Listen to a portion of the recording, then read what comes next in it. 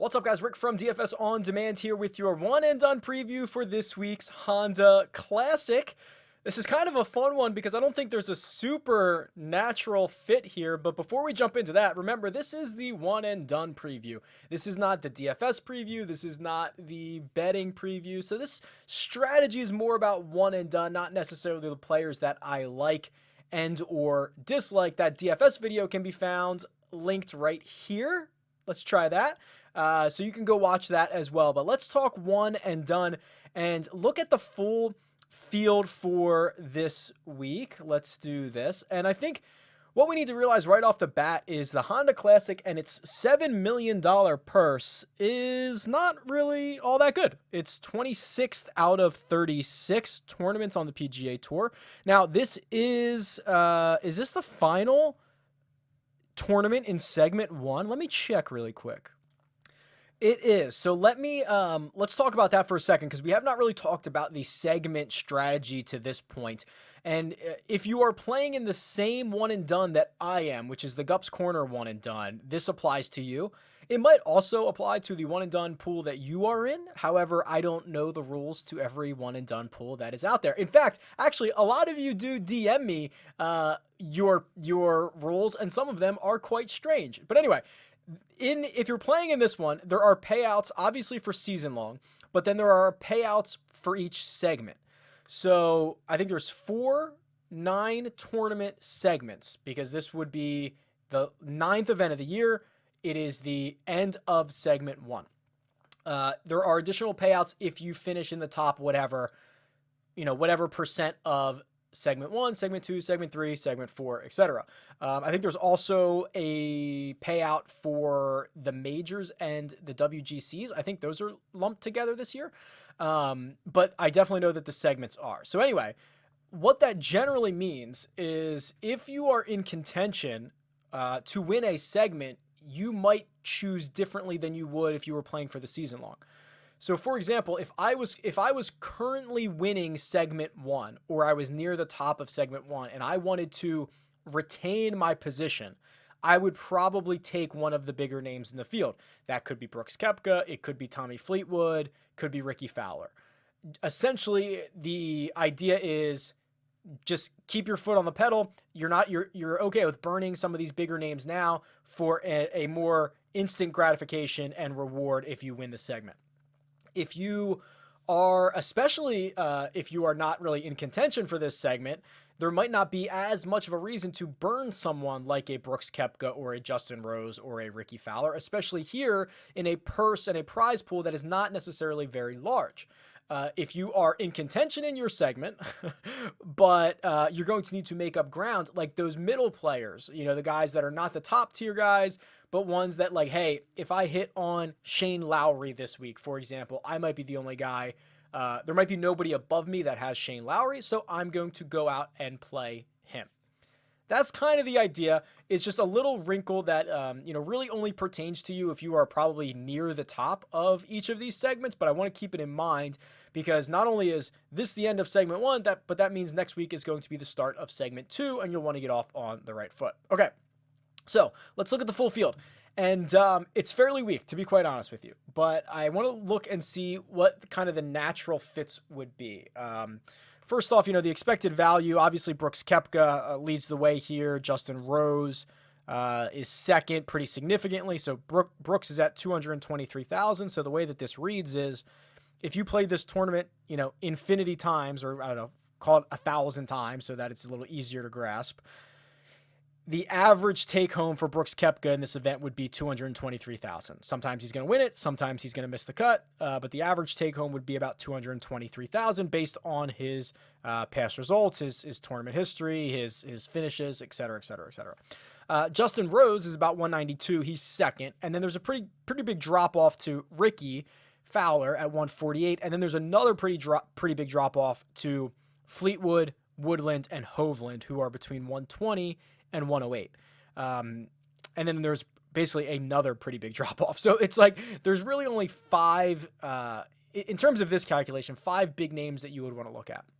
Now, determining if you want to actually burn one of those guys is up to you. So let's look at kind of what last year's ownership was in this contest and see how this is going to pan out. So first of all, Adam Scott was the highest owned golfer last year. He missed the cut. He's not in the field this week. Sergio Garcia was next, 557 picks. He's not in the field this week. Webb Simpson next, 285. He's not in the field this week. Next is Gary Woodland. So then the next four were Gary Woodland, Billy Horschel, Ricky Fowler, and Brooks Koepka. I imagine all of those are going to increase this year because you've got basically 1,200 picks displaced between Adam Scott and Sergio Garcia that need to go somewhere. So I imagine they are going to trickle down to these others: Gary Woodland, Billy Horschel, Ricky Fowler, Brooks Koepka. Let's go back to the golfer profiles and see, which one of these guys might be better for your situation. Let's start with the man at the Wow. Let's start with the man at the top, if I can say those words. Brooks Koepka. Very interesting. Brooks, we've only seen once at the Genesis this year. And is that right? Yeah, he didn't play WGC Mexico. And only 11 owners picked him because Brooks gets saved for the biggest events. You can see 643 picked him at the PGA Championship last year. Then he was over 200 choices. 5 other times. It was the Open Championship. It was the US Open. It was the Match Play. Interesting. The Players and the Arnold Palmer. So, needless to say, everyone saves Brooks for a major, and that is probably correct. I would actually be a believer in not using Brooks at a major, but I would put him in a WGC, and I would probably wait to see him playing better golf, considering he's coming off the knee thing.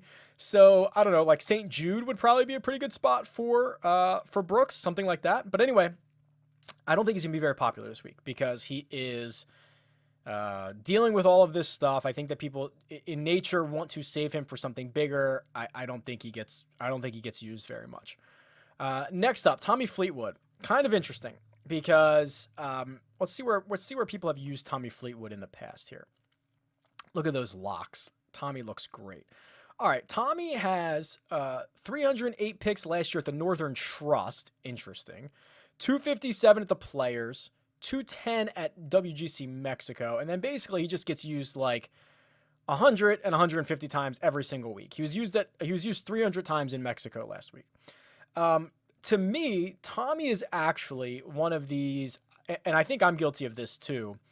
I know he's really, really good. I know he can play in any field, but I don't really want to use him in a big spot, which is kind of weird to think about.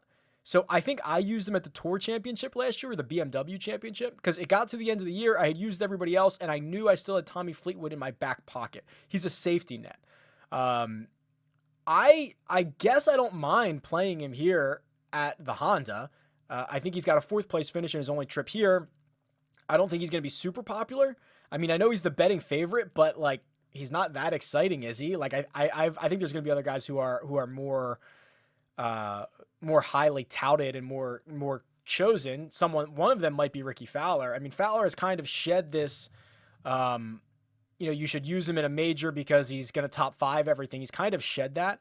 And where he gets used now is Waste Management, which he already got used 182 times there. He got used 180 times at the American Express. He got used 88 times at the Farmers. You can use him you can see he got used at the Wells Fargo. He got used at the Masters last year. He got used at the PGA Championship. Just kind of like 150 to 250 picks almost everywhere. What Ricky has going for him is the course history. His recent form has been pretty bad. I think if you're going to use a stud, Ricky's the guy to use. If that is the route you're going, which I don't think you have to take, but I think using Ricky is the way to go if you want to use one of the big 3. I think a lot of ownership and picks are going to head, and rightfully so, to Gary Woodland. So Gary usually gets picked very early on in these contests. Last year, he was picked 413 times at the Sony Open, week number 1. Then he was picked nearly 400 times at the Farmers, week 2. By the Honda Classic last year, so the first 5 events, Gary Woodland had already been chosen, quick mental math, 800, 1,000, like 1,200 times, which is pretty crazy. Now, this year, he's already been used about 530 times, a lot at the Farmers again, 177 at the Waste Management, and then 32 in Mexico last week. This is a pretty good spot to use Gary. And I think he eats up a lot of that Adam Scott, Sergio Garcia type ownership from last year because he's very good off the tee. He's had good success here in Honda in the past. You don't really feel bad about wasting him. I think Gary is going to be probably the highest owned golfer this week. And I don't say that often. Actually, it's probably the first time I've ever said that, which means it'll probably be wrong. But I think Gary's going to be really, really popular. If you want to go a different route, I do think there's some more options. Someone like a Ben On. I think you'll kind of be by yourself on Benny On. I think someone like, who am I thinking about here? Let me see. Oh, someone like a Billy Horschel. I'm not necessarily a huge fan of playing Billy Horschel this week, but I understand the appeal here. So if we go back to last year, Billy was already one of the more used golfers. He was the 5th most used golfer last year. And remember that 3 of the guys ahead of him are not in the field this week. So I think Billy naturally is going to get a big bump here, especially because he's coming off, I want to say it's back-to-back top 10s for Billy Horschel. And at least the good news is, so I know there's talk. I talked about Ben On. I know there's been some talk about Shane Lowry, which I think is okay. Billy at least has pretty good upside. I talk about him popping up, getting that top 10 money just as likely as he is, to finish T60. And like that's really the case for him. Right. And I guess there was one fit for Billy last year, which was the Valero Texas Open. He got used nearly 400 times. That was the only time he got used more than 200 times, and he got picked more than almost 400. He was 198 at the Rocket Mortgage. So it's not like, and then Honda Classic was his third most popular destination. Everyone still has him available because he's only been picked, what is that, 10, 8, 53 times? 53 times this season already. So like he's available everywhere. I think it's reasonable to choose him here. Okay, I wouldn't kill you for it. I think he's reasonable. And then I know like Shane Lowry's on here. Like Lowry, I don't know if you want to use Lowry. He's fine. Let's see where he was picked last year. Yeah, not much. Shane Lowry was never chosen more than 100 times last year. 94 times at Pebble Beach, 58 at RBC Canadian, and then literally, oh, that's my dog. I think Amazon is here. Sorry about that. So, like I was mentioning, Lowry, you can get everywhere. Oh, I think Daniel Berger is another name I keep hearing. I'm not a Berger fan. I understand he's got back-to-back top 10s. I understand that I think he has like one good finish here at Honda. Let's see if anybody's going to use him. Yeah, I mean, he was most chosen. The tournament he was most chosen at last year was the Honda, but it was only 55 times. So it's not like he's going to be... I guess he's probably going to garner more ownership than that this week because he's coming in off of 2 top 10s. I don't know. I think you could go a lot of different directions. I think Woodland and Horschel eat up a lot of the ownership. I think if you are front running, you go with one of the top guys. And then if you want to be a little bit different, I think you're okay going with, even Sung Jae or who else am I thinking about? Benny On. Horschel would be fine. Woodland would be fine. I think they're all fine. So there you go. Let me know what you think. Honda Classic, one and done. Tweet me at RickRunGood or to leave a comment below. I'll talk to you guys soon. Best of luck this week.